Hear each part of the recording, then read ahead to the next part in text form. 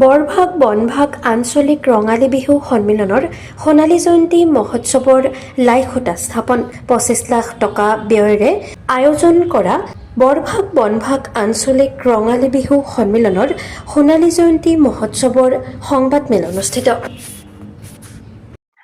পোনপ্ৰথমে মই আমাৰ নলবাৰী জিলাৰ প্লাছ বৰভাগৰ আৰু বৰভাগ অঞ্চলৰ আমাৰ লোকেল এই অঞ্চলৰ যিখিনি সাংবাদিক আছে বিভিন্ন বাতৰি কাকতৰ পৰা আৰু হয়তো ইয়াতে আমাৰ ইলেক্ট্ৰনিক্স মিডিয়াৰো ৰিপৰ্টাৰ আছে, সকলোকে মই বৰভাগ বনভাগ আঞ্চলিক ৰঙালী বিহু সন্মিলনৰ তৰফৰ পৰা সোণালী জয়ন্তী বৰ্ষ এইবাৰ আমাৰ সকলোকে শুভেচ্ছা জ্ঞাপন কৰিছো আৰু আপোনালোকৰ সহায় সহযোগিতা কামনা কৰিছো। আপোনালোকে বিভিন্ন দিশৰ পৰা আমাৰ বিহুখনক সহায় কৰক। আপোনালোকে ইচ্ছা কৰিলে একোটা অনুষ্ঠান বহুত ওপৰলৈ লৈ যাবও পাৰে, গতিকে আপোনালোকক আমি বহুত আশা কৰি ইয়াত নিমন্ত্ৰণ জনাইছো। আপোনালোকৰ পৰা আশীৰ্বাদৰ লগতে সহায় সহযোগিতা বিচাৰি এই অনুষ্ঠানটো আৰম্ভ কৰাৰ কাৰণে আপোনালোক মই অনুৰোধ কৰিছো। কাৰ্যসূচী আমাৰ ইয়াত প্ৰধানকৈ আমি এনে প্ৰত্যেক বছৰে আমি বিহুৰ জন্মলগ্নৰ পৰা আমি ৩ দিনীয়া কাৰ্যসূচী পালন কৰি আহিছো। এইবাৰ সোণালী জয়ন্তী বৰ্ষ উপলক্ষে আমি 4 দিনীয়া কাৰ্যসূচী ইয়াত পাতিবলৈ যোজনা কৰিছো আৰু 4 দিনৰ কাৰ্যসূচীৰ ভিতৰত প্ৰথম দিনা আমাৰ যিবিলাক অনুষ্ঠান আমাৰ চলি আছে, খেল ধেমালি, এই তাৰপিছত চিত্ৰাংকন প্ৰতিযোগিতা, এইবিলাক এনেকুৱা ধৰণৰ অনুষ্ঠানবিলাক আমাৰ বিভিন্ন দিশত আছে।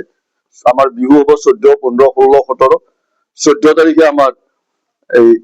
আমাৰ সকলোৰে মৰমৰ শিল্পী জুবিন গাৰ্গৰ কাৰণে জুবিন গাৰ্গৰ গীতৰ আধাৰত একক নৃত্য আৰু প্ৰতিযোগিতা আমি এটা পাতিবলৈ লৈছো, য'ত নেকি আমি প্ৰথম পুৰস্কাৰ দিছো 15,000, দ্বিতীয় পুৰস্কাৰ 10,000 আৰু তৃতীয় পুৰস্কাৰ আমি 5,000 টকাৰ ব্যৱস্থা কৰিছো।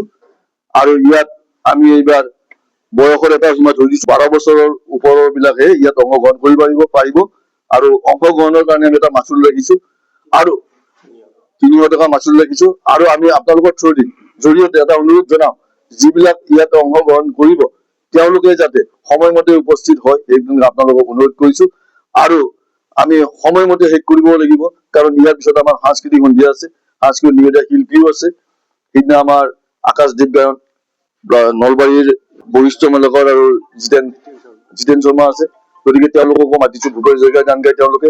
গতিকে আমাৰ অনুষ্ঠানবিলাক আমি যিমান পাৰি 1টা বজাৰ আগতে আমি শেষ কৰাৰ কাৰণে চেষ্টা কৰিম। সেইকাৰণে নৃত্য প্ৰতিযোগিতাটো আমি যাতে 9টা, 9:30 ভিতৰত শেষ কৰিব পাৰো, সেইকাৰণে আমি সময়মতে আমি যাতে পাতিব পাৰো, সেইটো আমাৰ অনুৰোধ এটা থাকিব আপোনালোকৰ প্ৰতি। সাংস্কৃতিক শোভাযাত্ৰা, আৰু সেইদিনাখন আমাৰ সাংস্কৃতিক শোভাযাত্ৰা এটা আছে প্ৰথম দিনা। সাংস্কৃতিক শোভাযাত্ৰাটো আমাৰ আমি ঠিক 10:30 বজাৰ লগে আৰম্ভ কৰিম।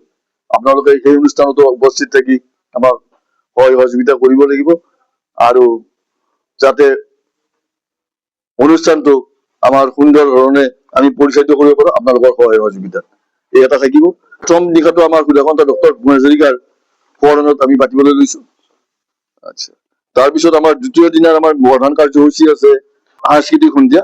সাংস্কৃতিক সন্ধিয়াত আমাৰ থাকিব সেইদিনাখনে আমাৰ জনপ্ৰিয় কণ্ঠশিল্পী সুবাহানা দত্ত, আৰু সুবাহানা দত্তৰ আগে আমাৰ এটা 12 বৰষনীয়া সাংস্কৃতিক গোষ্ঠী থাকিব, গুৱাহাটীৰ পৰা আহিব, শংকৰ কলাক্ষেত্ৰৰ পৰা। তেওঁলোকৰ অনুষ্ঠানটো আমাৰ সকলোৰে মনোভূত হ'ব বুলি ভাবিছো। বিহু হুঁচৰি দল থাকিব। দ্বিতীয় দিনা আমাৰ আৰু এটা এইবাৰ নতুনকৈ আমি সংযোজন কৰিছো, মাৰাথন দৌৰ প্ৰতিযোগিতা ৰাতিপুৱা 5 বজাত। গতিকে সেইদিনা এইবাৰ আমি প্ৰথমবাৰৰ কাৰণে এইবাৰ এইটো অনুষ্ঠানটো পাতিবলৈ লৈছো, চাওচোন কি হয়, সকলোৰে সহযোগিতা কামনা কৰিছো। আৰু তৃতীয় দিনা আমাৰ কাৰ্যসূচীত আছে সাংস্কৃতিক বিহুগুৰি প্ৰতিযোগিতা আছে। বিহুগুৰি প্ৰতিযোগিতাও তেনেকুৱা ধৰণৰ, তাতো আমাৰ বয়সৰ সীমা ধৰি দিছো 12 বছৰ। আৰু প্ৰাইজ মানিটো আছে, তাতে 2টা প্ৰাইজ আছে, এটা প্ৰথম পুৰস্কাৰটো 20,000, দ্বিতীয়টো আমাৰ 10,000। গতিকে তাতো আমাৰ সময়ৰ সীমাটো ধৰি দিয়া হৈছে, যিহেতু প্ৰতিযোগিতা আমি সময়মতে আমি অনুষ্ঠিত কৰিম। কাৰণ ৰাতি আৰু আমাৰ হেৰি আছে, সাংস্কৃতিক সন্ধিয়াৰ জনপ্ৰিয় শিল্পী কুমলিকা কাশ্যপ, আমাৰ প্ৰয়াত ভিতালী দাসৰ কন্যা কুমলিকা কাশ্যপ। গতিকে সেইদিনা অনুষ্ঠান আমি ভাল হ'ব বুলি আশা কৰিছো। আৰু শেষৰ দিনা আমাৰ মুকলি অধিৱেশনৰ লগত আমাৰ আৰু সেইদিনাখনে আমাৰ স্মৃতিগ্ৰন্থখন উন্মোচন কৰা হ'ব। এখন স্মৃতিগ্ৰন্থ আমি এইবাৰ সোণালী জয়ন্তী উৎসৱ উপলক্ষে ঘূৰি কৰিব লৈছো। মুখ্য অতিথি হিচাপে উপস্থিত থাকিব তাতে পুনৰজা শৰ্মা পূজাৰী আৰু ময়ূৰ বৰা থাকিব। গতিকে আমি ডক্টৰ অমৰজ্যোতি চৌধুৰী খুব ভাল হ'ব বুলি আমি আশা কৰিছো। গতিকে আপোনালোকৰ উপস্থিতি কামনা কৰিছো লগত। আৰু সেইদিনা আমাৰ সন্ধিয়াৰ কাৰ্যসূচীত মঞ্চ উদ্বোধন কৰিব সেইদিনা আমাৰ জনপ্ৰিয় শিল্পী যতীন বৰা। গতিকে যতীন বৰাক আমি নিমন্ত্ৰণ কৰিছো, তেওঁ আহিম বুলি কথা দিছে। তাৰপিছত আমাৰ সেইদিনা আছে সাংস্কৃতিক সন্ধিয়াৰ আশ্চৰ্য প্ৰৱৰ্তক হয় আমাৰ সকলোৰে আকৰ্ষণ। গতিকে এইখিনি অনুষ্ঠানৰ জৰিয়তে মেইনলি প্ৰধানকৈ আমি এইখিনি অনুষ্ঠানৰ জৰিয়তে এইবাৰ বিহুখন আমি উদযাপিত কৰিব লৈছো। বাজেট বুলি ক'লেতো আমাৰ এতিয়া আমি মোটামুটি প্ৰায় 24-25 লাখৰ বাজেট, 25 লাখ টকাৰ বাজেট। এই অঞ্চলৰ বিভিন্ন মানুহৰ পৰা আমি সঁহাৰি পাইছো, বিভিন্ন মানুহে আমাক সহযোগিতাও আগবঢ়াইছে আৰু লগত আমি সহযোগিতা কামনা কৰিছো। আমি বহুত দিন আগৰ পৰাই এইটো প্ৰস্তুতি চলাই আছো। গতিকে আমি ফলৱতী হম বুলি আশা কৰিছো। সোণালী জয়ন্তী বৰ্ষ আজি আমাৰ লাইভহুটা স্থাপন হ'ল। লাইভহুটা স্থাপন কৰিলে আমাৰ মানে যুৱ নেতা পৰাগ চৌধুৰীদেৱে 1,500 মানুহৰ আমি সমাগম আশা কৰিছো। আৰু বিভিন্ন আমাৰ এই অঞ্চলৰ মানে গাঁওবিলাকৰ যি ধৰণৰ হেৰি আছে আমি সেই উপস্থাপন কৰাৰ বাবে ইতিমধ্যে আৰম্ভ কৰিছো, প্ৰস্তুতি আৰম্ভ কৰিছো।